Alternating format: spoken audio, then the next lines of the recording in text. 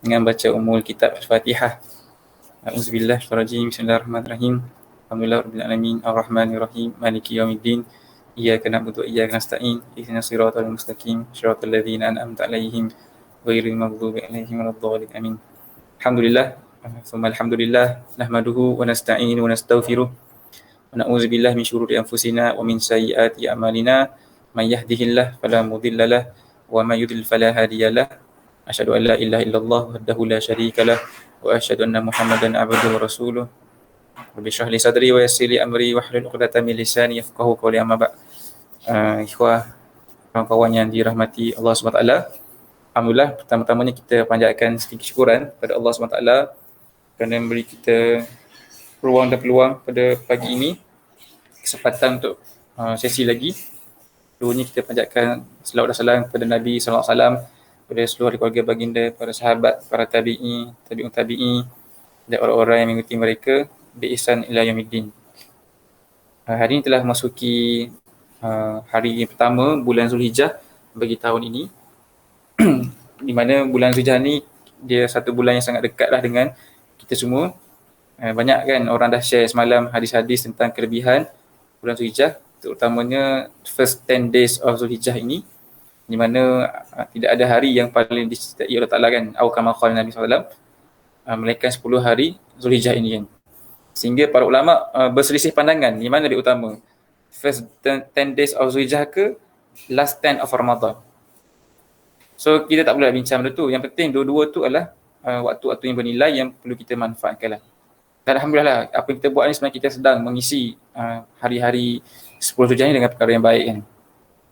Itu yang pertama. Yang kedua, bulan Zulhijjah ni dia adalah bulan haji lah kan, yang adanya padanya Al-Hajj. Dan yang ketiga, bila kita cakap tentang haji ni, kita tak dapat lari daripada cerita tentang Nabi Ibrahim AS dan juga keluarganya.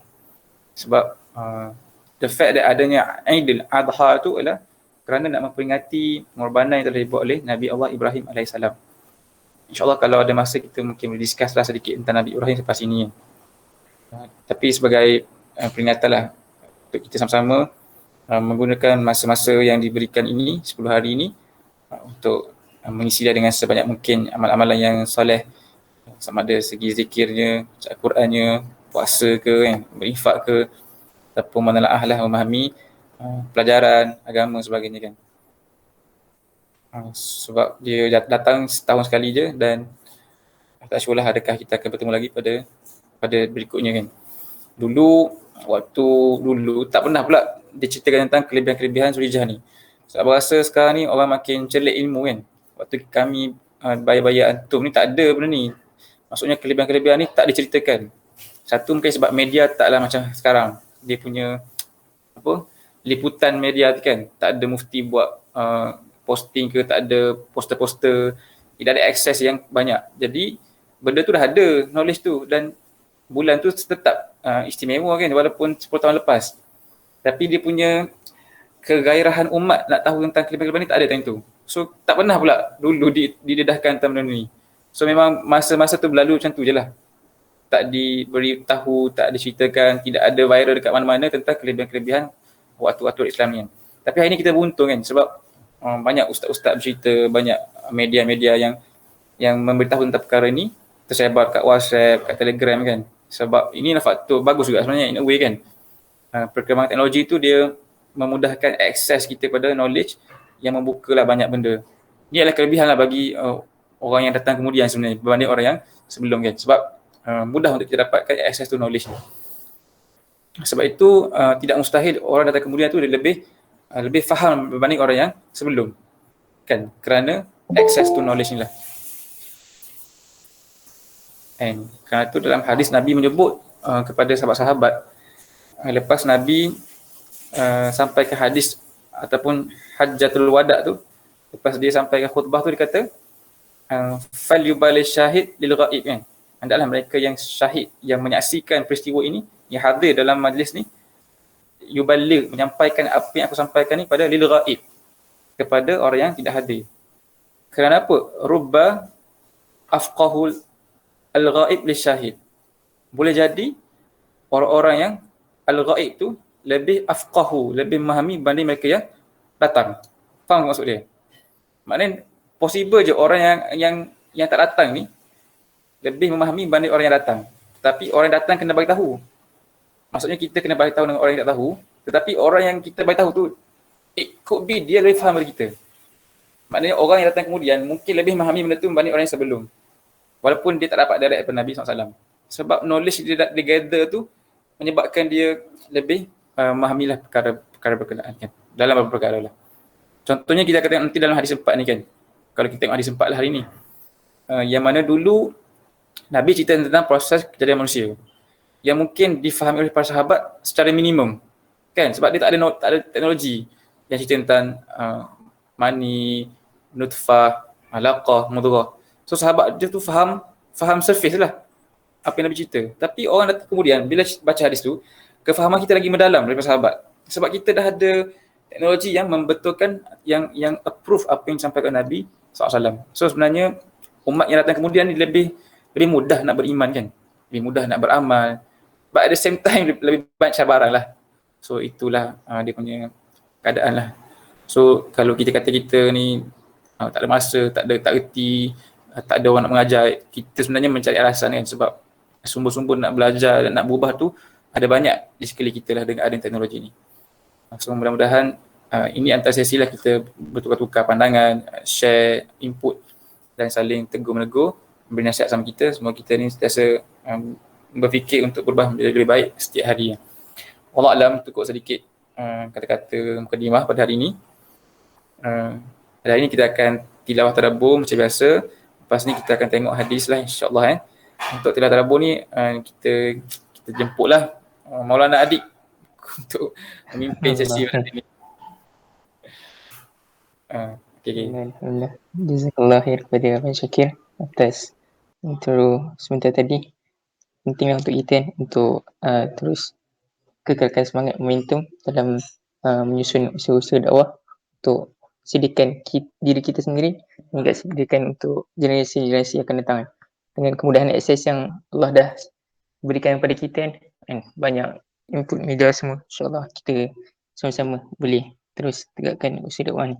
InsyaAllah pada hari ni kita kalau boleh nak tengok baca surah An-Nuh pada surat 570.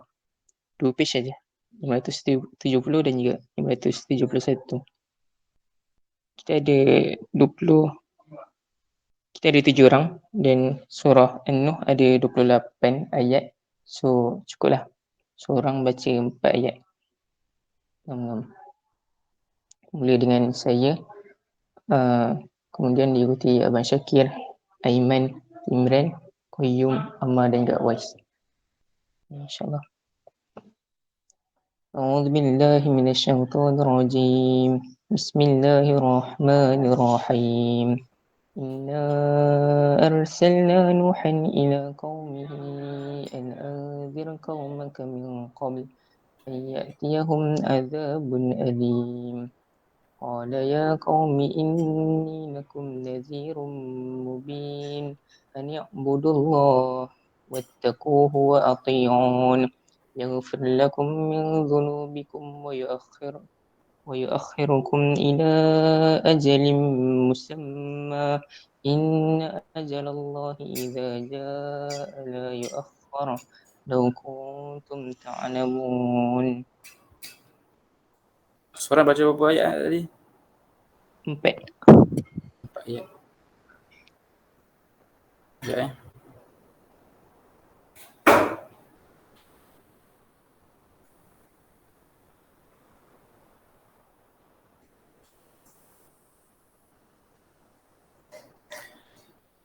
قال رب إني دعوت قومي ليلا ونهارا فلم يزدهم دعائي إلا فرارا وإني كلما دعوتهم لتغفر لهم جعلوا أصابعهم في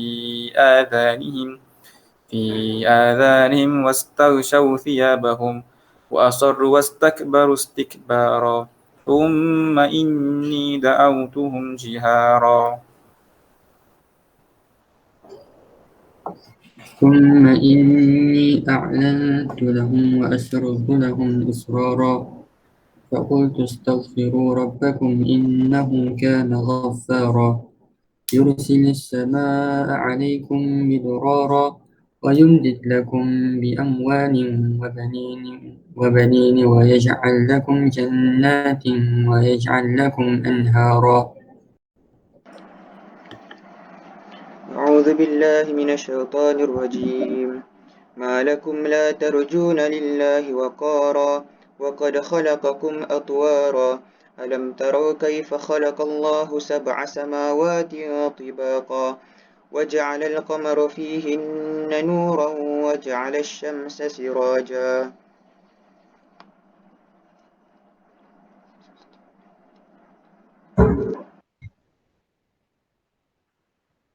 Siapa?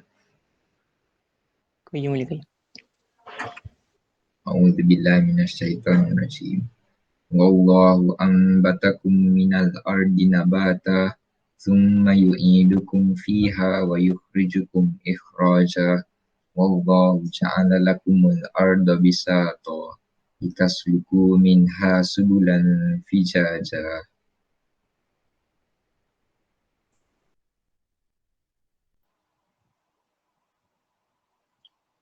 بسم الله الرحمن الرحيم. قال نوح رب إنهم عصوني واتبعوا من لم يزده ماله وولده إلا خسارا ومكروا مكرا كبارا وقالوا لا تذرن آلهتكم ولا تذرن ودا ولا سواعا ولا يغوث ويعوق ونسرا وقد أضلوا كثيرا ولا تزد الظالمين إلا ضلالا. بسم الله الرحمن الرحيم مما خطيئاتهم أغرقوا فأدخلوا نارا فلم يجدوا لهم من دون الله أنصارا وقال نوح رب لا تذر على الأرض من الكافرين ديارا إنك إن تذرهم يضلوا عبادك ولا يلدوا إلا فاجرا كفارا رب اغفر لي ولوالدي ولمن دخل بيتي مؤمنا وللمؤمنين والمؤمنات ولا تزد الظالمين إلا تبارا. Sadaqallahul Alhamdulillah, jazakumullahu khair. Jelas tak? Internet tak ikut. Jelas tak? Jazakumullahu khair. InsyaAllah kita ambil sedikit masa untuk kita berlapan. Siapa yang ada nak ingin share mana-mana ayat, bolehlah open table. Siap.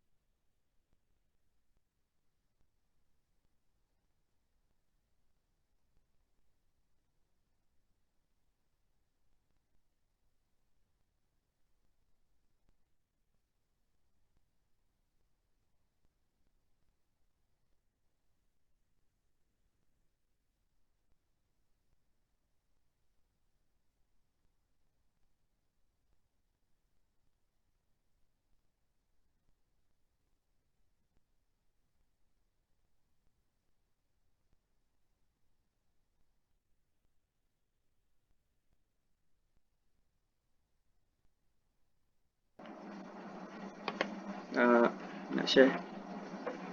Dulu. Silakan. Bismillah, saya nak share ayat 23 yang membawa maksud. Dan mereka berkata, jangan pernah kamu tinggalkan Tuhan-Tuhan kamu, iaitu Wad, Suwa, Yahus, Ya'ub dan Nas.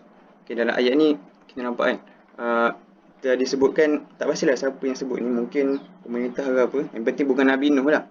Dalam ayat ni dia kata jangan pernah kamu tinggalkan berhala-berhala ni.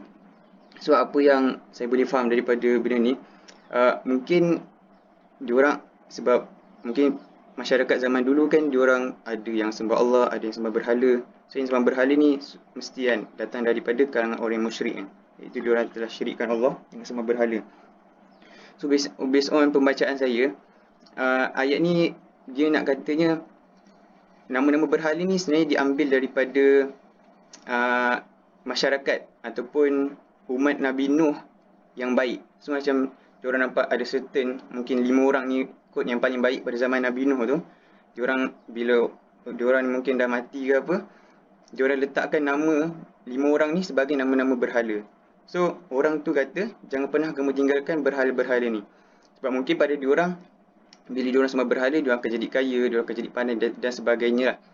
So pengajaran yang saya rasa boleh saya kupas lah daripada ayat ni, nak menunjukkan, sebab yang first kan diorang ambil nama berhala ni daripada nama-nama orang yang baik. Dan orang ni, orang yang bagi tahu diorang supaya jangan tinggalkan berhala-berhala ni, diorang nak macam nak bagi nasihat supaya bila mana diorang tak tinggalkan sembah berhala, which is diorang akan teruskan bertemu berhala bila diorang buat ibadat semua. Diorang macam bila mana diorang jumpa berhala ni, diorang akan ingat untuk buat kebaikan. Sebab 5 orang ni kan disebut sebagai antara orang yang baik pada zaman Nabi Nuh. So mungkin kalau untuk zaman kita kan, kita bukanlah nak jadi baik supaya orang nampak kita ni baik kan. Tapi at least mungkin, contoh kalau kita terserempak Adik ke, Aiman ke, Qayyum dekat mana-mana kan, bila orang nampak muka kita je, orang akan teringat untuk buat kebaikan kan. So mungkin dia nampak, oh Adib ni selalu sedekah subuh kan. So bila mana diorang nampak Adib datang masjid waktu subuh, so diorang pun mungkin dalam masa yang sama nak juga sedekah subuh kan. Sebab bila nampak muka seseorang ni, diorang akan teringat untuk buat kebaikan. So kesimpulannya, kita bukan nak jadi baik supaya kita dapat orang jadi ikut kita semua kan. Tapi at least bila orang nampak kita itu, diorang akan timbul untuk rasa buat baik, dan atas sebab tu insya-Allah kita akan dapat sedikit ganjaran pahala insya-Allah. So kita macam sebarkan good vibes lah. Itu juga. Alhamdulillah, menarik. Betul juga apa yang Imran kata. Memang waktu tu, dan zaman Nabi Nuh tu, terdapat beberapa orang yang soleh lah di kalangan umat Nabi Nuh kan. Dan mereka, dan masyarakat yang biasa-biasa ni, mengambil orang-orang ni dan sebagai seperti idola mereka lah kan? Ataupun diorang punya macam penanda aras untuk melakukan lebih banyak kebaikan. Dan syaitan ni licik juga kan, pada waktu tu. Dan syaitan kata, dan selepas orang-orang soleh ni meninggal, kenapa kamu tak nak portraitkan gambar ke kan, apa-apa kan, untuk kamu jadikan sebagai tatapan kan. Sebab mana tahu kalau rindu-rindu ke, boleh tengok gambar tu kan. Syaitan pada asalnya waktu tu macam tu. Dia kata, cuba buat gambar tu kan. Lepas tu kamu tataplah gambar tu kan. Kemudian syaitan develop sikit-sikit kan. Syaitan bisik kan, dah buat gambar takkanlah nak tengok gambar je kan. Buatlah patung pula kan, patung serupa macam orang tu kan. Kemudian akibat terdengar daripada bisikan syaitan ni, orang tu buat kan sikit-sikit. Dari situlah munculnya berhala kan. Dan dari situ jugalah kan munculnya sejarah kan, di mana penyembahan berhala tu yang dilakukan ataupun mulanya terwujud kan pada waktu zaman Nabi Nuh. Ini kalau tak silap saya lah, sebab saya ada dengar daripada ceramah dan juga tengok cerita-cerita kisah Nabi. InsyaAllah, siapa ni ada yang nak kupas mana-mana ayat? Jazakallah Adik dan juga Imran. Best lah yang Imran share tu. Satu sisi lain lah kita kena jadi orang yang bawa positive vibe lah, seperti mana orang soleh tu kan. Di mana mereka, keberadaan mereka tu memotivasi orang untuk buat baik. Itu satu sisi. Tapi penting juga apa yang Adik mention tu, itu bagaimana syaitan ni melicik kan. Dia ajak orang-orang datang kemudian tu daripada asalnya nak impersonate ataupun nak gunakan mereka yang telah pergi itu sebagai reminder supaya mereka buat baik, tapi lama-kelamaan dia berubah menjadi penyembahan, which sangat bahaya. Nak share apa tadi lupa dah. Nak share ni yang pertama yang Imran share tu, dia ada hadis tentang kita kena jadi orang nampak kita, bukan kita kena, tapi satu hari sekumpulan sahabat datang jumpa Nabi kan. Tanya Nabi ya SAW, ayyi julasa'ina khairan. Nanti cari hadis ni ya.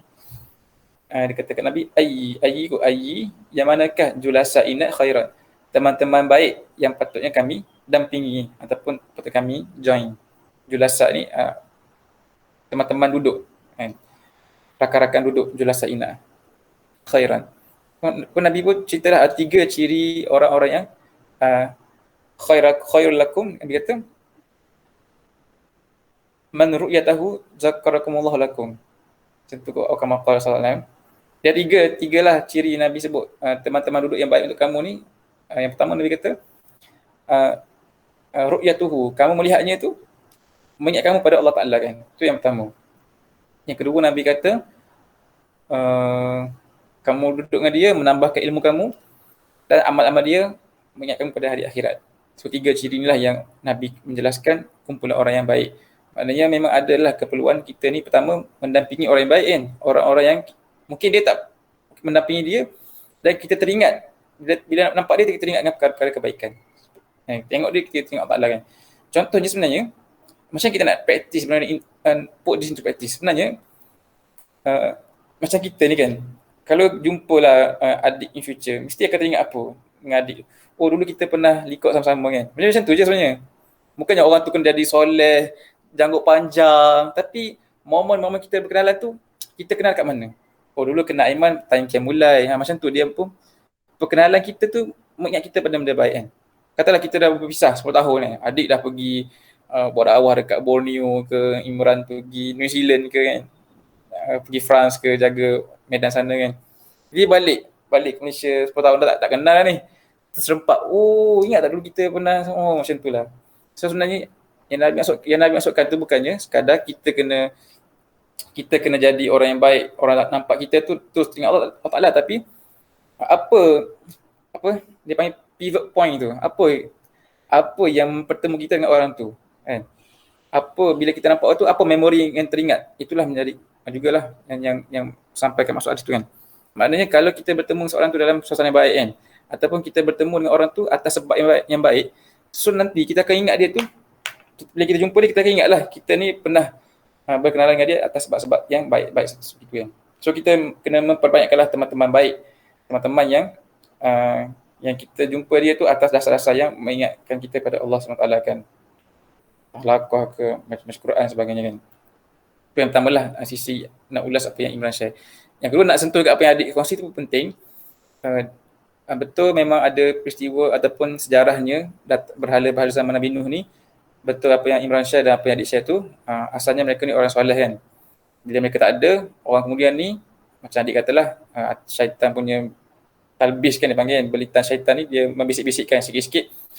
Dah rindu ni kita buatlah gambar kan supaya kita boleh teringat orang baik. Lama jadi berhala. Jadi kat sini penting nak kena mewariskan kefahaman kan. Kenapa dia boleh berubah jadi berhala tu? Sebab katalah dia satu generasi A ni ada orang soleh, hidup kat generasi A. Datang generasi B, mereka A bagi tahu B, dulu ada orang soleh, kau buatlah gambar sikit kan. Okay, bila orang soleh tu meninggal, orang-orang generasi A ni buatlah gambar untuk memperingati. Tapi bila datang generasi B, mereka tak kenal orang soleh tu, mereka hanya dengar melalui cerita. Tapi mereka nampak golongan generasi A ni ada gambar orang soleh. Generasi B ni, okey Qayyum. Generasi B datang kemudian ni, dia tak tahu apa cerita sebenar kan. So mereka pun tukar daripada gambar jadi berhala. Kemudian datang C pula nampak berhala, kita sembahlah pula. Faham tak? Makin lama dia menjadi makin ke arah kesyirikan lah kepada Allah SWT. So sebenarnya pertama kali penting bila kita buat satu benda tu, kita kena tahu apa motif kita buat benda ni kepada generasi berikutnya. Supaya bukan dia nampak kita buat saja, tapi dia nampak kita buat macam ni sebab macam ni. Kan? Kalau kita kata, kalau benda tu diwariskan dengan betul, kenapa buat macam ni sekian-sekian, insya-Allah dia tak akan berlaku lah penyerangan tu kan, sebab benda tu diwariskan dengan knowledge tu. Yang pertama. Yang keduanya, pintu-pintu syirik ni dia kena tutup lah kan. Perlu tutup lah. Sepatutnya tak perlu pun kita nak tunggu ada gambar orang soleh, ada patung soleh baru kita nak jadi baik kan. Sebab cukup lah apa-apa yang diberikan oleh Allah tu memberi kita ni rangsangan untuk buat benda baik, alam sebagainya. Sebab benda ni berlaku sekarang kan. Allah Alam, mungkin apa yang aku share ni ada orang tak setuju kan. Contohnya abang tengok ada orang yang terlalu mengagumkan guru-guru kan. Wali-wali ke, tok syekh ke kan. Contohlah dia pergi majlis salawat ke apa, lepas tu dia kagum dengan, kata dia kagum dengan Habib Omar. Lepas tu dia letak gambar kat DP laptop kan. Mungkin dia ada yang print kat rumah, gambar-gambar Habib ke sebagainya, wali-wali Songo ke benda lah, Tok Kenali ke sebagainya kan. Itu dia buat. Nanti cucu dia mungkin akan buat lebih daripada tu. Kan? Mungkin letak gambar tu, sebelum solat tengok gambar tu dulu. Lepas tu baru tengok kiblat. Mungkin nanti datang yang ketiga, letak gambar tu dekat kiblat solat tu kat rumah. Faham tak? Dia akan merosak sikit-sikit. So, sebab itulah kita kena banteras kan. Bukan kita nak. Sebab dia adalah pintu-pintu yang boleh membawa kerosakan lah. Kita kagum dengan orang tu tapi bukan itu cara kita nak mengagumi seorang tu lah. So nampaklah benda ni berlaku dekat, especially orang muda kan. Bila dia pergi, dia kena share, dia kena tokoh-tokoh, dia rasa kagum dan rasa wah, memberi semangat lah kan. Dengan ustaz-ustaz tu dah janggut dia panjang, putih, dia cakap je kita naik iman kita kan. Sampai kita punya ketaksuban tu, kita terlalu taksubnya fanatik dengan dia tu kan. Patutnya kita tengok apa mesej sampaikan. So benda ni sebenarnya ini pentinglah dalam tarbiyah kan. Memang kita tekankan benda ni supaya kita tidaklah beramal kerana individu, tapi buatlah kerana kefahaman, buatlah kerana Allah SWT kan. Bukan kerana Nabi, bukan kerana orang kan, bukan kerana dia tu syekh ke apalah. Sebab bila kefanatikan ni masuk je, dia memang akan semakin lama akan dibelit syaitan bawa ke arah itulah. Ke arah berlakunya kesyirikan dan juga berlakunya lah penyembahan-penyembahan yang tak betul kan. Itu yang kedua. Yang tiganya, selalunya berhala-berhala datang dari luar kan. Hari ni pun sebab ketika berhala-berhala datang ke Mekah pun, dia bukan ada di Mekah tau. Dia ada orang yang pergi travel ke Syam, dia orang nampak orang di Syam ni sembah berhala. So mereka bawa balik berhala tu ke Mekah. Trend sembah berhala tu. Kalau tak silap, seorang individu nama dia Amr bin Luhai di Mekah dulu. Dia lah yang pergi bawa berhala masuk Mekah. Asal tak ada berhala. Sebab apa? Dia tengok dekat Syam ada orang sembah berhala. So trend tu yang menjadikan orang ni sembah berhala kan. Bukan sebab dia faham pun, tapi nampak adanya trend penyembah berhala kan. So hari ni banyak kan berhala-berhala masuk ke dalam Malaysia kan. Kita bukan saja cakap tentang berhala yang fizikal itu, tapi berhala-berhala idol, Malaysia Idol kan. Kebanyakan pemikiran-pemikiran sesat ni datang dari luar kan, jadi bawa masuk sedikit-sedikit ke dalam lah. Ini kalau kita nak tengok konteks berhala dalam konteks yang lebih moden lah kan. Tak terhad pada berhala fizikal, tapi sekarang ni kita diancam kan pemikiran-pemikiran yang memberhalakan manusia, memberhalakan artis sebagainya, yang mana mereka pemikiran tu dibawa masuk kan, dia imported from out, external, luar masuk ke dalam kan. Sama seperti berhala-berhala ni asal dari luar masuk ke Mekah sebagainya. So baguslah kalau kita boleh, bila kita baca Quran ni kita dapat pencerahan macam ni, bagus kan, sebab supaya kita boleh tahu dekat mana ni salah, ni tak betul kan. Tapi lepas ni kita bukan kena pergi hantam mereka, tapi kena ubahlah sedikit-sedikit. Cukup ulasan insya-Allah. Alhamdulillah. Betul juga apa yang Mak Syakir cakap tu kan. Sekarang ni banyak sangat berhala yang dah masuk dalam negara kita kan. Kita takut kalau masuk minda kita kan. Maaf saya tempat tak biasa sebab dulu selalu duduk bawah ni, duduk atas sebab bawah bising sikit, so kena lari. InsyaAllah saya nak bagi cerahan sedikit lah pada ayat ke-10 hingga ayat ke-12. Kalau kita boleh tengok maksud dia, Faqul tastaghfiru rabbakum, ini sehingga aku berkata kepada mereka, pohonkanlah ampun kepada Tuhan kamu, innahu kana ghaffara, sungguhnya Allah adalah ia maha pengampun. Kalau kita tengok pada ayat 10 ni kan, bila mana kita ni selalu melazimi kan ucapan istighfar kan, ataupun selalu kita mohon ampun kepada Allah SWT kan, atas dosa-dosa kita buat kan, maksiat yang kita telah lakukan kan. Allah sangat suka pada hamba-Nya yang selalu balik pada dia kan. Mana seorang hamba ni yang merendahkan diri dan yang tawaduk kan. Lepas tu mengakui segala kesilapan yang dilakukan. Allah suka orang-orang macam ini kan. Dan juga penting untuk kita kan melazimi istighfar kan, setiap hari. Dan mana banyaklah kisah-kisah yang kita boleh ambil ibrah kan. Seperti kisah Imam Ahmad bin Hanbal kan, yang pergi sendiri berjumpa dengan seorang pembuat roti kan. Mana pembuat roti tu selalu melazimi istighfar dan juga sebab istighfarnya tu kan, Allah mengabulkan kan, semua permintaan si pembuat roti kan. Sehingga Imam Ahmad bin Hanbal sendiri yang kena pergi berjumpa dengan dia, bukan dia yang pergi berjumpa dengan Imam Ahmad kan. Banyaklah kelebihan-kelebihan. Dan juga kalau kita boleh tengok ayat ke-11 dan ayat ke-12 kan, Allah telah menjamin kan, sekiranya kamu berbuat demikian kan, iaitu sekiranya kita ni melazimi istighfar kan, Allah akan menghantarkan kan, hujan lebat mencurah-curah kan, as-sama' alaikum midrara kan, hujan lebat yang mencurah-curah kepada kamu kan. Kemudian ayat ke-12, dan ia akan memberi kepada kamu dengan banyaknya harta kekayaan serta anak pinak kan, dan ia akan mengadakan kepada kamu kan, kebun-kebun tanaman serta mengadakan kamu sungai-sungai yang mengalir kan. Masya Allah kan. Dengan hanya istighfar saja kan, Allah akan datangkan kan, berbagai bentuk rezeki kan. Sedangkan kalau kita faham istighfar tu kan, kita ingin minta ampun kepada Allah SWT kan, dalam ucapan astagfirullahalazim tu kan, aku beristighfar ataupun aku mohon ampun kepadamu Allah kan. Kita tak sebut pun kan, ya Allah kan, aku nak harta ya Allah kan. Dalam ucapan istighfar tu tak ada pun mana-mana kan, perkataan mana-mana kalimah yang mention kan, untuk kita ni kan, nakkan nikmat kan, ataupun kita ni nakkan rezeki daripada Allah kan. Hanya ucapan pengisafan kan, ataupun ucapan mengakui kesalahan kan. Tetapi kan, bila mana seorang itu mengakui kesalahan dia kan, Allah terima kan, apa yang dia insaf tu, apa yang dia mengakui kesilapan tu, dan Allah bagi pula kan. Pada hari ni susahlah kan, contohlah kalau kita ada bergaduh dengan orang kan, kita buat salah dengan orang kan, kemudian satu hari kita sedar kita ni buat salah dengan dia kan, kemudian kita jumpa dengan orang tu, kita minta maaf dengan orang tu kan. Mungkin orang tu mana-mana orang yang boleh terima kan, permintaan maafan tu bolehlah kan, dia terima kan. Tapi setengah orang kan, mungkin kesalahan yang kita buat kat dia tu kesalahan yang berat kan, belum tentu kalau kita minta maaf orang tu maafkan kita kan. Tapi dahsyatnya Allah kan, kita dah lah buat silapan kan, kita minta maaf ke Allah kan, Allah terima pula maaf kita, atau Allah bagi pula nikmat kan. Masya Allah kan, banyak kan kat situ kelebihan yang Allah bagi kat kita kan. Dalam minta maaf, lepas tu Allah bagi pula kan. Kalau kita lah kan, contoh saya buat salah Imran kan, saya minta maaf Imran, lepas tu saya suruh Imran bagi suatu hadiah kat saya, macam tak logik lah kan. Patutnya kita lah sendiri yang kita buat salah, kita yang perlu beri hadiah kan kepada orang yang kita buat salah kan. Tapi Allah Masya Allah kan, Allah Maha Kaya kan, Allah lah penyayang kan.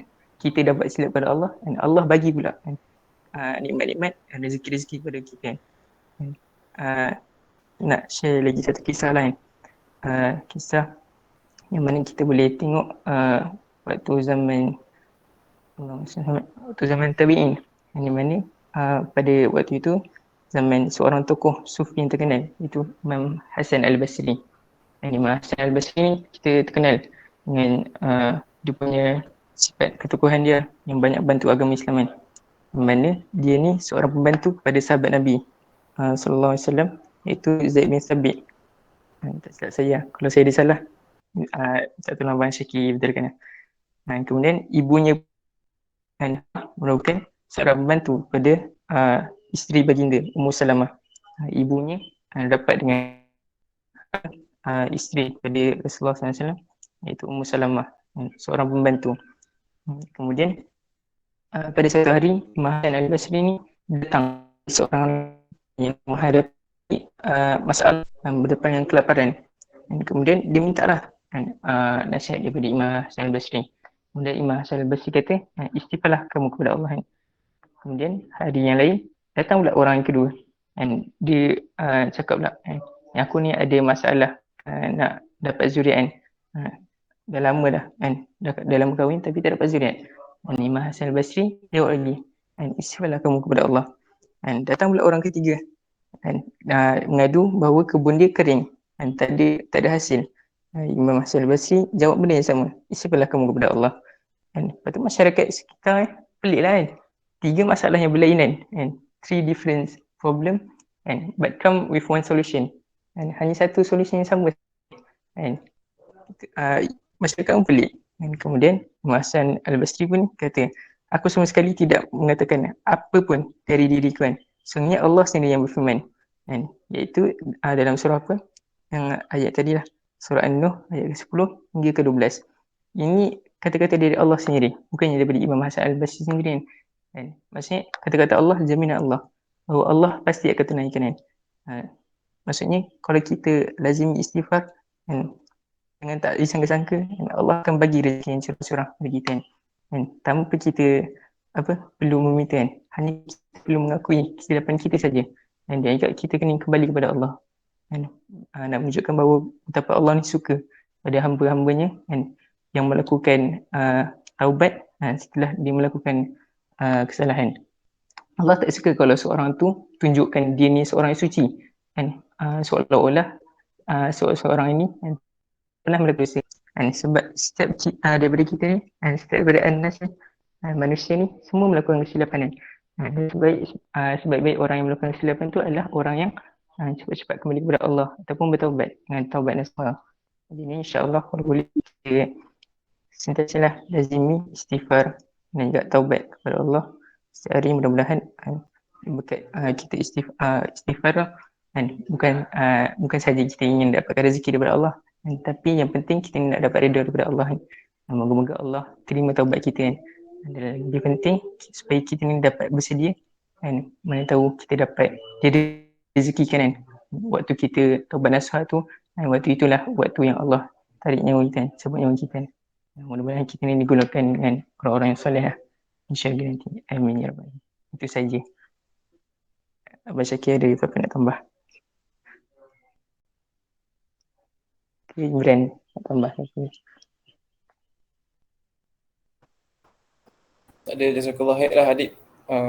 Yang menarik lah tentang kalimat istighfar ni kan.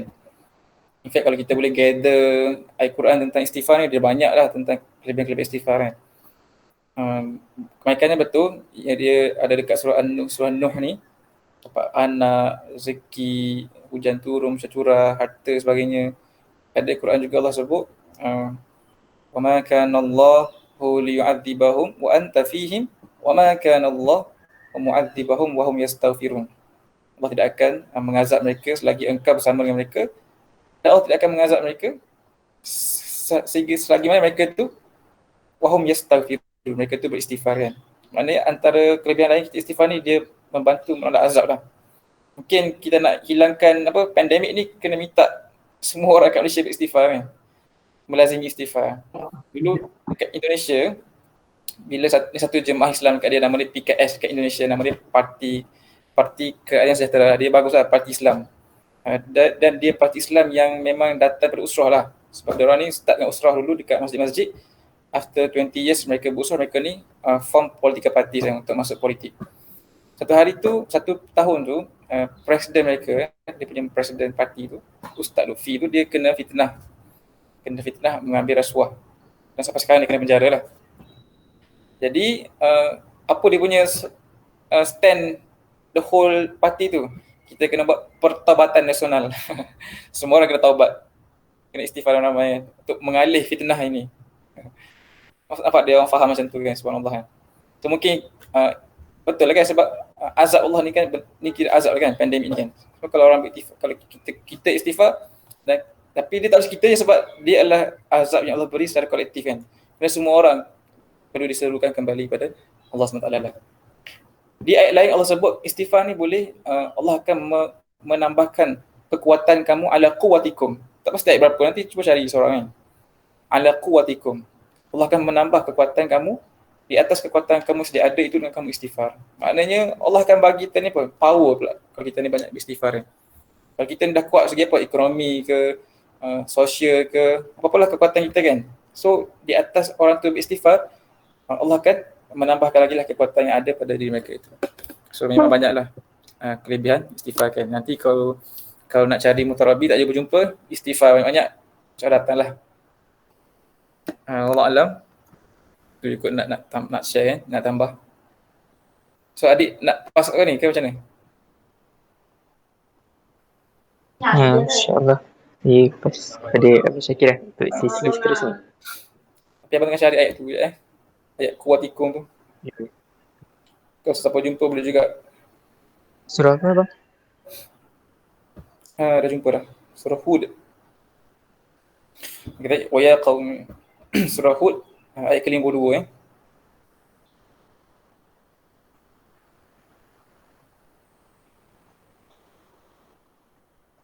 Surah Hud ayat ke-52. Nabi Hud berkata kepada kaum dia ni, wa ya qaumi istaghfiru rabbakum thumma tubu ilaihi yursilis sama alaikum midrara wa yazidkum quwwah ala quwwatikum. Masya-Allah ya.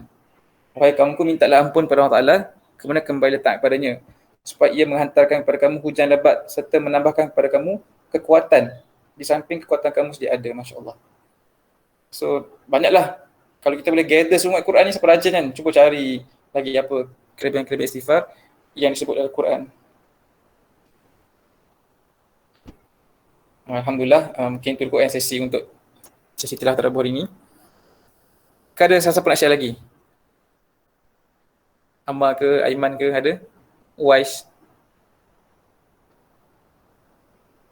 Sebelum kita sambung sesi yang berikutnya. Ada. Okey.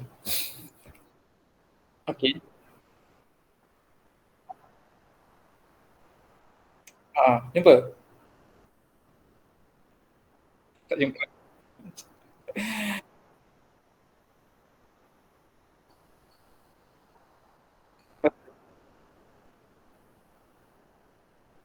Yang saya tadi Hud, Nabi Hud, surah Hud kan, ayat 52.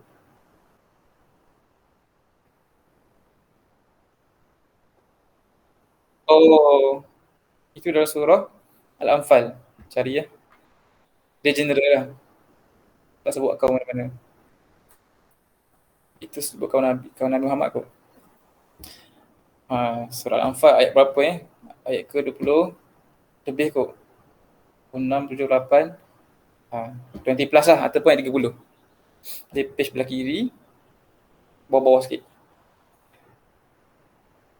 So hari ni kita insyaAllah seperti yang dia tahu, kita nak tengok hadis yang keempat lah pada malam hari ni ya. Nak tengok sambungan dengan hadis kita.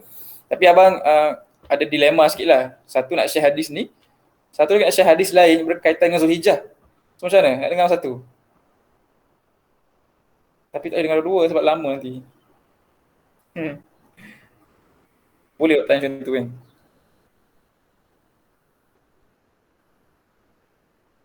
Hadis ni bukan hadis Zulhijjah tapi hadis cerita tentang peristiwa yang semua dah tahu bagaimana cerita detail ya Nabi Ibrahim meninggalkan Hajar ketika di Mekah tu kan.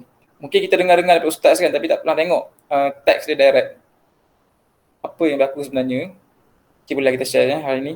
So kita kat Ivy lah hadis 4 tu.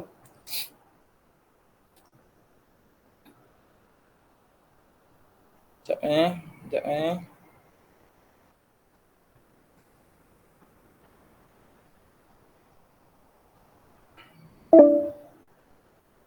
Oh, dia reject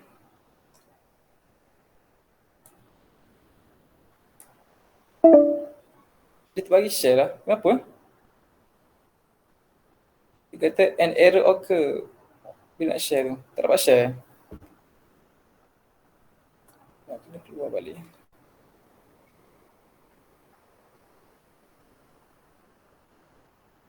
Sekejap. Kena keluar dulu lah.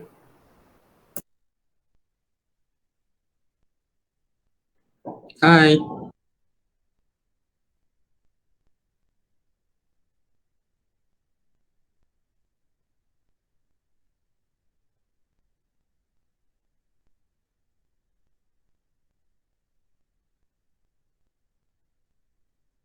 Baik.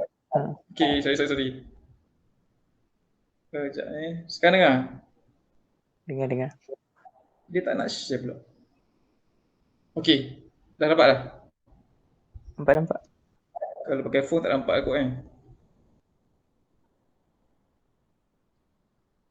Jadi hadis ni cerita tentang peristiwa Nabi Ibrahim tinggalkan Nabi Ismail dan Hajar tu di Mekah kan.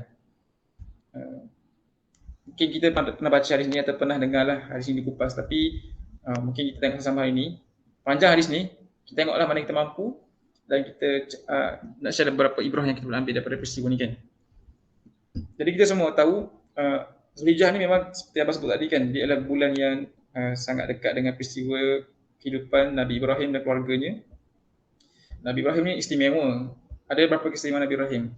Pertamanya, dia menjadi rujukan bila kita nak berdoa kepada Nabi SAW kan.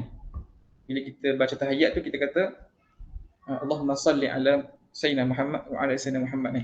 Ya Allah, salat tu peliharalah, selawatkan pada Nabi ni. Seperti mana? Kama sallaita ala Ibrahim wa ala ali Ibrahim. Maknanya, kita minta Allah ni mensejahterakan Nabi sama persis seperti mana Allah SWT telah mensejahterakan Nabi Ibrahim dan keluarga Nabi Ibrahim. Maknanya reference kita berdoa kepada Nabi itu mengambil keadaan yang diberikan kepada Nabi Ibrahim.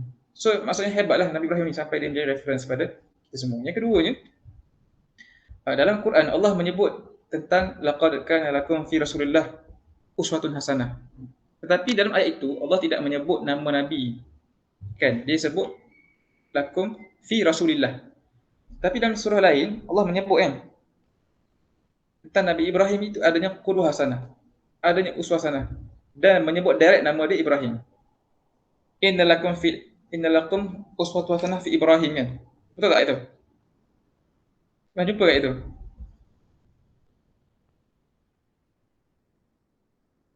Ada? Siapa tahu? Surah Mumtahanah surah ke-60 ayat ke-4.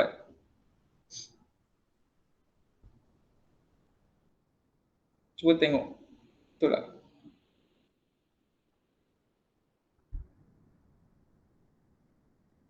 Qad kana lakum uswatun hasanah fi Ibrahim walladzina ma'ahu. Okey. Surah ke-60 ayat ke-4.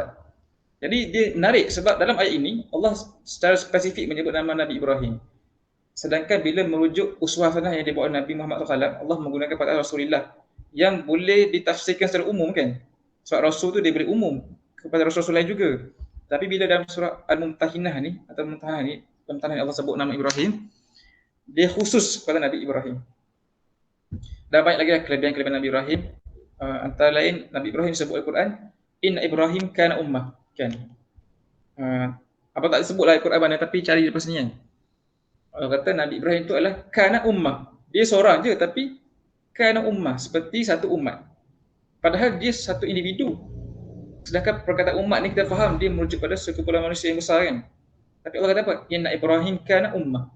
Dia kata power Nabi Ibrahim tu, kualiti dia, pengorbanan dia, kesan dia, efek dia sama seperti satu umat kan. Apa lagi kelebihan Nabi Ibrahim? Dia sebut sebagai Khalilullah. Kan? Betul tak? Ini pun Al-Quran. Nabi Muhammad SAW pun Khalilullah juga. Tapi Nabi Muhammad punya Khalilullah itu tak disebut Al-Quran, disebut hadis. Tapi Nabi Ibrahim sebagai Khalilullah disebut Al-Quran. Masya Allah. Maksudnya Nabi Ibrahim mempunyai kedudukan sangat tinggi di dalam Islam di sisi Allah SWT dan sangat tak patutlah kalau kita tidak berkenalan dengan dia dan tidak tahu dan cerita dia kan apa yang dia buat dan kisah-kisah tentang Nabi Ibrahim. Jadi pada hari ini kita nak baca satu hadis yang mungkin bolehlah memberi sedikit gambaran peristiwa, sebahagian peristiwa yang berlaku dalam riwayat hidup Nabi Ibrahim. Tetapi Nabi Ibrahim punya peristiwa ni dia banyak. Sebab dia dah memperjuangkan Islam sejak dia muda lagi kan, sejak kecil lagi sampai dia tua. Yang kita akan baca ni sebahagian saja adegan yang berlaku dalam kehidupan Nabi Allah Ibrahim AS. Iaitu hadis ini dalam Sahih Bukhari. Dalam kitab Sahih Bukhari ni dia kitab banyak lah kan. Sahih Bukhari ni Sahih Bukhari besar. Dia ada bab-bab. So, hadis ni berada dalam Kitabul Ahadith Al-Anbiya. Kitab ataupun bab yang bercerita tentang kisah-kisah para Nabi, Ahadith Al-Anbiya. Jadi hadis ini telah pun diriwayatkan oleh Ibnu Abbas kan. Nampak kat sini? Qala Ibnu Abbas. Allah. Tak ingat tu lah. Tak ingat lukis kat sini. Tapi nampak dah kan? Kita akan buat kat sini. Qala Ibnu Abbas ni. Kira faham? Nampak ke semua? Dengar ke? Nampak ke? Dia kata, qala Ibnu Abbas, awwala ma ittakhadha an-nasa'u min kibali Ummil Ismail. Dia kata kat sini, Ibnu Abbas kata, mana Ibnu Abbas? Alamak. The first lady to use a girdle was the mother of Ismail. Girdle ni adalah bengkung, tapi dia cerita tentang Hajar ini ataupun mak Nabi Ismail ni pakai bengkung, orang pakai bengkung. Okeylah, tak apalah, itu cerita kita tak nak kupas tu pun. Kemudian katalah she used a girdle so that she might hide her tracks from Sarah. Abraham brought her and her son Ismail while she was suckling him. Maksudnya cerita tentang bagaimana bermulanya peristiwa Nabi Ibrahim. Thumma ja'a biha Ibrahim. Dia pun pergi bersama dengan Ibrahim wa bi ibnihima Ismail wa hiya turdi'uhu hatta wada'ahuma 'indal bait. Di mana mereka ni dibawa oleh Nabi Ibrahim ke satu tempat kan bersama Nabi Ismail. Ketika itu Nabi Ismail masih lagi menyusu lagi ibu dia kan. Hatta wada'ahuma 'indal bait 'inda dauha. Mereka sampai ke satu tempat yang kering kontang kan. Dia kata kat sini fauqa zamzam fi a'lal masjid. Di tempat itu ada Zamzam. Ketika itu tak ada Zamzam lagi, tapi Nabi sedang refer tu Zamzam yang ada di Mekah tu lah. Sedangkan semasa berlaku peristiwa ni Zamzam belum ada kan. Katalah to a place near the Kaabah under a tree on the spot of Zamzam at the highest place in the mosque. During those days there was nobody in Mecca, nor was there any water, so he made them sit over there and placed near them a leather bag containing some dates and a small water skin containing some water, and set out homeward. Baca English yang mudah Okay, dia kata apa lagi sini?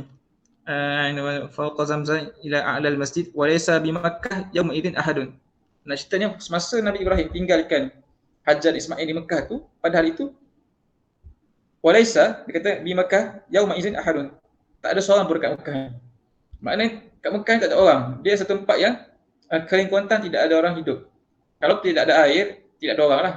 Sebab orang kan dia akan membina penempatan pada tempat-tempat yang ada air kan. Ada air, akan ada tumbuhan dan ada binatang. Barulah orang akan duduk situ. So the moment mereka sampai Mekah, tempat ni kering kontang. Kita kena ingat juga Nabi Ibrahim ketika itu telah berumur dikatakan 80 tahun lebih kan. Sebab dia dapat Nabi Ismail ni ketika umur telah mencecah 80 tahun. Tua lah. So kembali pada hadis tu dia kata laisa biha ma, tidak ada padanya air. Fadahuma hunalika. Maka dia tinggal tulis wa wada'a indahuma ziraban fihi tamar wa siqa fi ma. Dia tinggalkan mereka dan bagi mereka satu beg. Dalam beg tu ada sedikit tamar dan juga bekalan air kan. Thumma qaffa Ibrahim muntaliqan. Kemudian Nabi Ibrahim pun berpaling dan bertolak. Muntaliqan ni muntalaq kan. Dia pun bertolak pergi tinggalkan mereka. Apa mereka buat? Apa dia orang buat apa tu? Wada'a Fatabi'athu Ummu Ismail. Bila the moment Nabi Ibrahim berpaling ke belakang dan nak pergi tinggal mereka tu kan. Jadi pergi je macam tu je. Tinggal je isteri anak yang masih lagi baru lahir tu. Merah lagi katakan. Fatabi'athu Ummu Ismail. So ibu Ismail ni ataupun Hajar tu ikut Nabi Ibrahim. Faqalat ya Ibrahim. Berkatalah Hajar kepada Ibrahim. Aina tazhabu wa tatrak. Kemana kau nak pergi ni? Kan? Aina tazhabu wa tatrukuna bi hadzal wadi, dan engkau tinggalkan kami di lembah ini allazi laisa fi ins, yang mana lembah ini tak ada seorang pun. Laisa fi ins wala syai'un, dan tidak ada sesuatu kan. Faqalat lahu zalika mirara. Kemudian Hajar mengulangi pertanyaan dia kepada Nabi Ibrahim tapi tidak ada jawapan. Mirara tu berulang-ulang lah. Kemudian apa lagi? Faja'ala la yaltafitu ilaiha. Kemudian Nabi Ibrahim tak layan ada orang ni. Faqalat lahu. Kemudian Hajar pun berkatalah kepada Ibrahim, yang mana Ibrahim tu dah makin jauh pergi. Dia kata, Allah allazi amaraka bihadza, adakah Allah yang amaraka bihadza, yang telah memerintahkan engkau untuk buat perkara ini, iaitu dengan kami ni? Baru Nabi Ibrahim menjawab kan, qala na'am. Qalat idzan la yudayyi'una. Thumma raja'at fantalaqa Ibrahim hatta idza kana 'inda al-thaniyah haitsu la yarfa'u. Kemudian kata Hajar, kalau begitu idzan la yudayyi'una, kalau begitu la yudayyi'una, dia tidak akan mensia-siakan kami. Maksudnya kalau itu adalah perintah Allah, maka Allah tidak akan meninggalkan kami lah, Allah tidak akan membiarkan kami, Allah tidak akan mensia-siakan kami. Thumma raja'at, kemudian Hajar pun kembalilah ke tempat tadi, kembali. Fantalaqa Ibrahim, Nabi Ibrahim pun terus bertolak. Hatta idza kana 'inda as-saniyah haitsu la yarawnahum, bila sampai satu tempat yang dia dah tak nampak mereka tu, dah tak nampak dah anak isteri dia, dah jauh kan. Kemudian istaqbala biwajhi al-bait, dia pun menghadapkan wajah dia pada Masjidil Haram tu, atau tempat yang nak dibinakan Masjidil Haram tu. Thumma da'a biha ulal kalimat wa rafa'a yadayhi faqala, Nabi Ibrahim baca doa ni kan. Doa ni adalah surah Ibrahim.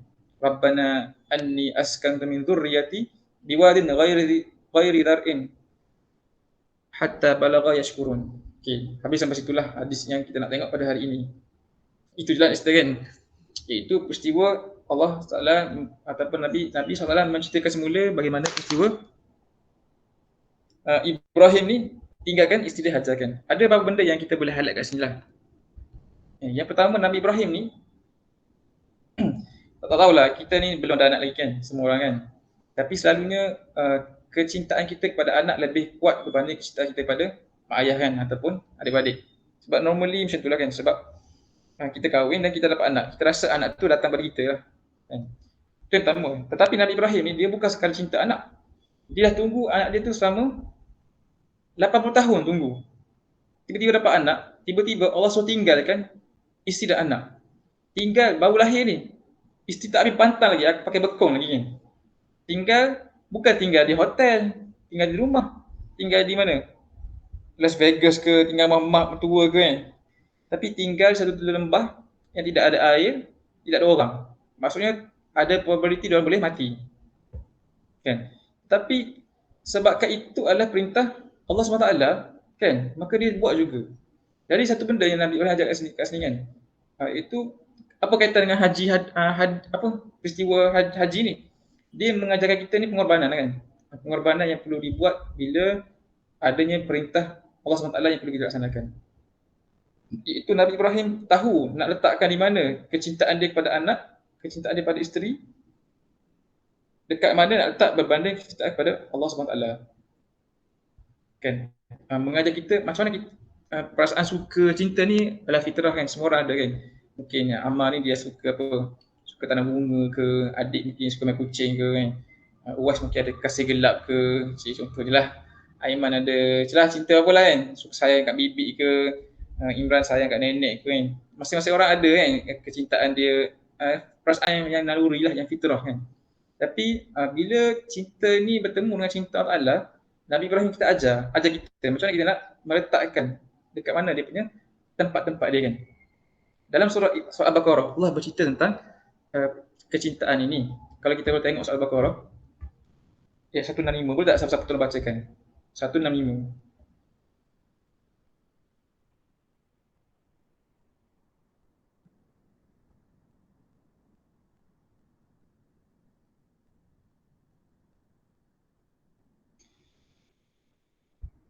Siapa jumpa boleh baca lah. 165 surah Al-Baqarah yang berbunyi wa minan nas.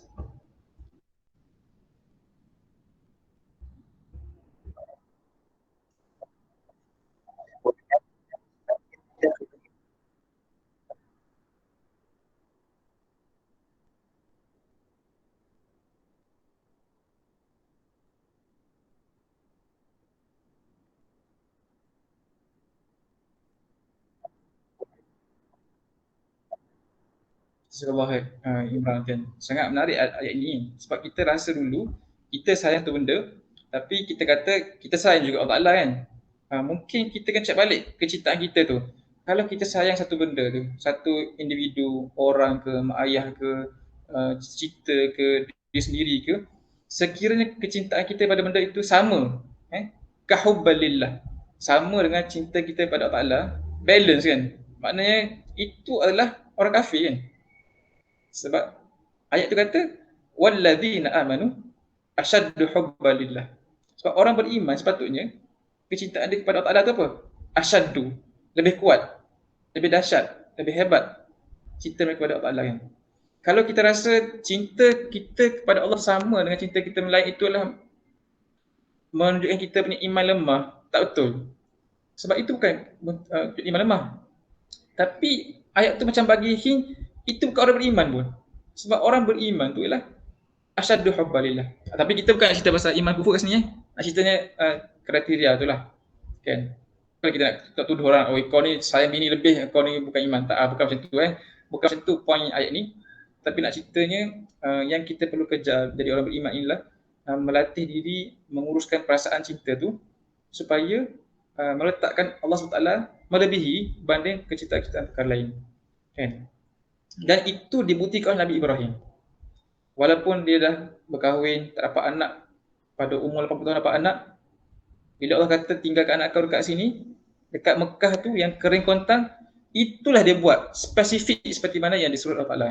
Walaupun perintah Allah tu macam not make sense lah, tak logik kan. Kenapa ni Allah, tak ada brain ke? Tak boleh ke nego, discount, tak ada. Sebab dia tahu itu perintah Allah dan dia lebih menyayangi Allah SWT kan. Walaupun dalam keadaan dia dah tunggu lama anak dia kan.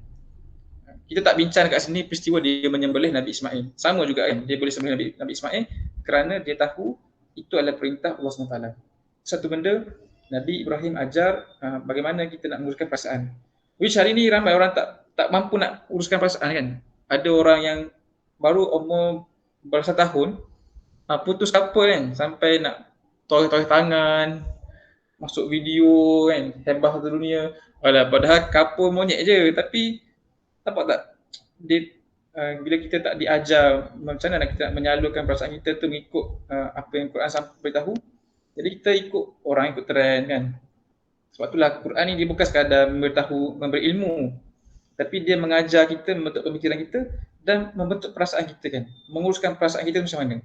Perasaan geram, benci, rindu, sayang, cinta, macam mana nak uruskan, diajar oleh Quran. Tapi bagaimana sebenarnya kecintaan sebenarnya? Kalau tadi ayat Quran kata orang beriman asyaddu hubbalillah, dalam surah lain Allah menceritakan pula kedudukan cinta ni. Kalau kita tengok surah Taubah, surah ke-9 ayat ke-24. Ayat ni mungkin sedikit heavy lah, tapi abang cerita lah kan. Terpulanglah pada penerima masing-masing lah. Siapa nak bacakan tak? Surah Taubah ayat ke-24.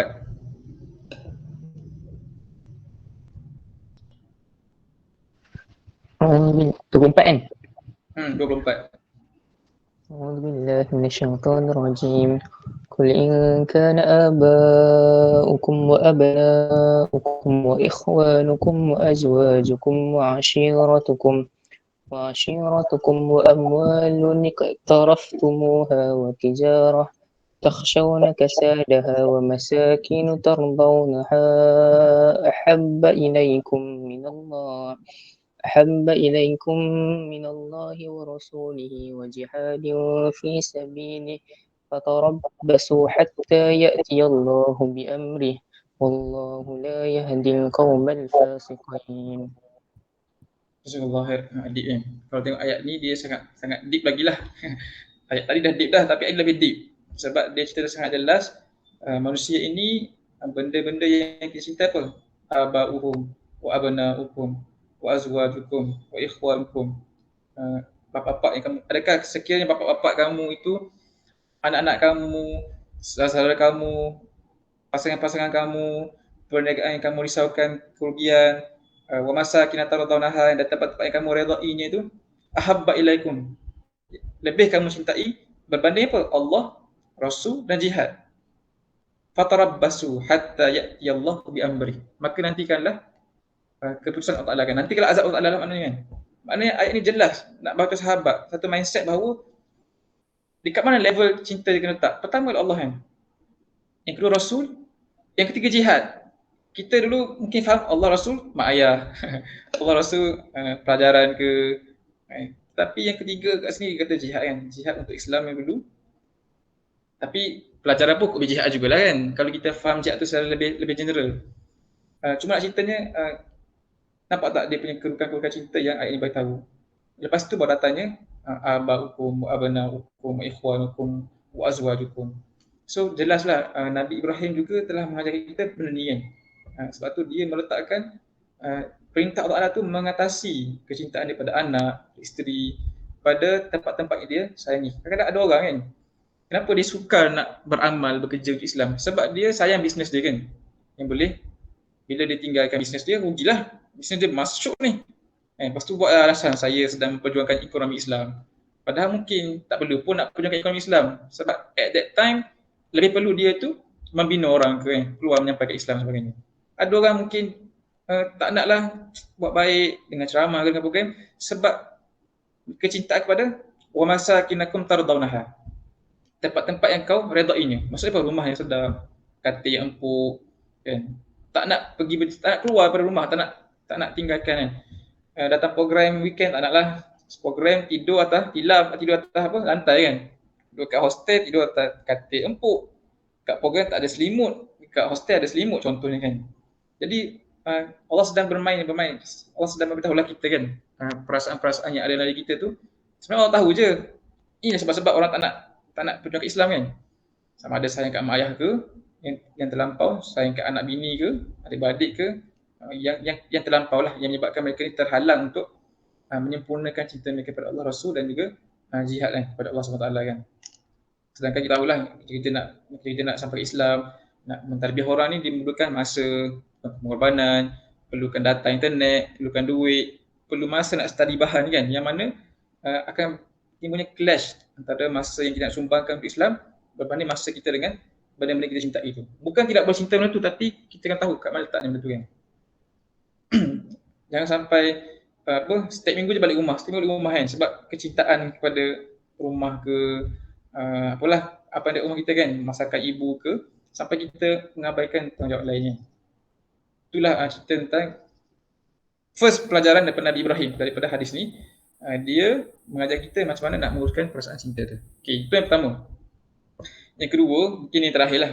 Walaupun ada banyak lagi benda lain, tapi nak share yang kedua ni adalah respon Siti Hajar kepada Nabi Ibrahim ni. Itu bila dia tanya Nabi Ibrahim, aina tazhabu? Tatrukana fi hadzal wadi. Kau nak gimana Nabi Ibrahim kan? Tinggalkan kami di tempat ni. Kalau lah bini yang tak faham mengerti bahasa mesti kata, serahkan akulah sekarang kan. Hang yang tinggal kat tempat sini kan. Tapi Nabi Ibrahim senyap je.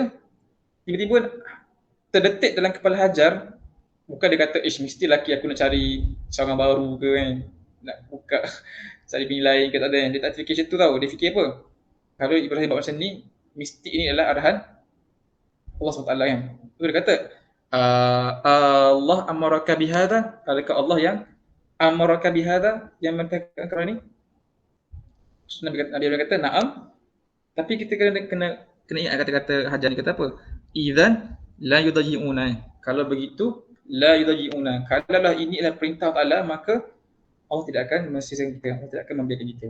Maknanya dia sangat yakin, kalau kita buat ini kan Allah Ta'ala, walaupun kita buat ni benda yang ekstrim, kan, against norms, pelik, macam boleh meragut nyawa, tapi kalau itulah perintah Allah, Allah tidak akan mensisihkan kita. Mustahil perintah Allah tu adalah untuk memudaratkan manusia. Kalau Allah suruh solat, mesti solat tu baik. Walaupun kita kaji tak jumpa hikmah solat kan. Sekarang orang kaji dah jumpa lah hikmah solat. Katalah tak ada kajian tentang hikmah solat ataupun dah kaji tak jumpa hikmah solat. Tapi kalau Allah suruh, mesti dia baik. Allah suruh puasa kan, bukan sebab nak mendera, mesti ada hikmah dia. Allah suruh apa lagi? Kita mengaji Quran ke, sampai Islam kan, mesti dia adalah penuh dengan hikmah. Sebab jika itu adalah perintah Allah, la yudaji'una, Allah tidak akan mensia-sia kita kan. Allah tidak akan membiarkan kita. So sangat hebatlah keyakinan yang dibina yang ada pada Siti Hajar tu kan, ataupun Hajar, bukan Siti lah kan, Hajar ataupun Ummu Ismail ni, yang dia begitu yakin kan dengan perintah Allah SWT kan, yang kita kan tanam diri kita lah. Kalau kita buat sesuatu tu betul-betul kerana Allah Ta'ala, Kita yakin Allah akan melihara kita, Allah akan menjaga kita punya rezeki, Allah akan melihara masa depan kita kan. Apa yang berlaku selepas itulah mereka itu selamat kan. Allah bagi mereka air Zam-Zam. Air Zam-Zam Allah bagi kat mereka tu tak kering-kering sampai hari ni, subhanallah kan. Padahal pada waktu mereka sampai tu tidak ada air pun tempat tu. Dan momen datangnya air Zam-Zam, datang burung, datang orang lain datang kepada tempat tu. Jadilah Mekah satu tempat yang orang tinggal yang sampai hari ini. Keberkatan yang diberikan pada Hajar dan Ismail di atas kesanggupan mereka embrace the journey bersama Ibrahim demi menyahut perintah Allah SWT. Sehingga kan peristiwa Hajar berlari anak mencari air daripada Safa dan Marwah itu menjadi satu rukun dalam umrah dan haji. Kalau orang umrah haji tak buat benda tu tak sah umrah hajinya. Maknanya semua orang Islam yang pergi haji atau umrah mesti merasai apa yang telah pun dirasai oleh Hajar sekurang-kurangnya kan, iaitu berlari anak di antara Safa dan Marwah, supaya semua orang feel the pengorbanan, tapi tak samalah. So hebat kan, maknanya dia telah menjadi sunnah kepada sa'i tu kan. So setiap kali orang bersa'i dapat pahala dekat mereka kan, dekat Hajar tu, sebab dia yang start dulu tu. Bayangkan berapa juta orang pergi Mekah buat haji, berapa juta orang pergi ke Mekah buat umrah kan, saban tahun kan. Maknanya setiap kali orang lalu dia Safa Marwah, pusing Safa Marwah, pahala-pahala tu mengalir pada Hajar sebab dia telah menunjukkan pengorbanan yang besar untuk Islam, sehingga Allah minta semua orang pun masuk Islam. So inilah benda yang kita boleh ambil lah, take home message sempena datangnya bulan Zulhijjah. Yang datang bulan ini memang specifically nak memperingati pengorbanan Nabi Ibrahim dan juga family dia lah. Dia bukan sahaja Nabi Ibrahim seorang, tapi seluruh ahli keluarga dia kan, isteri dia dan juga anak-anak dia. Allah Alam tu je yang boleh kongsi. Mungkin ada banyak lagi sisi lain kan, contohnya memilih pasangan yang baik kan. Kenapa adanya Hajar macam tu? Sebab kalau Nabi Ibrahim tak kahwin dengan orang yang betul, mungkin bukan Hajar lah orangnya kan. So ada juga lah ibrah kat sini kan, supaya kita juga mencari pasangan yang baik lah, seperti mana pasangan bagi Nabi Ibrahim ini. Itu ikut yang boleh kongsi pada hari ini. Wallahu a'lam. Mereka siapa nak tambah lah, atau nak share kan?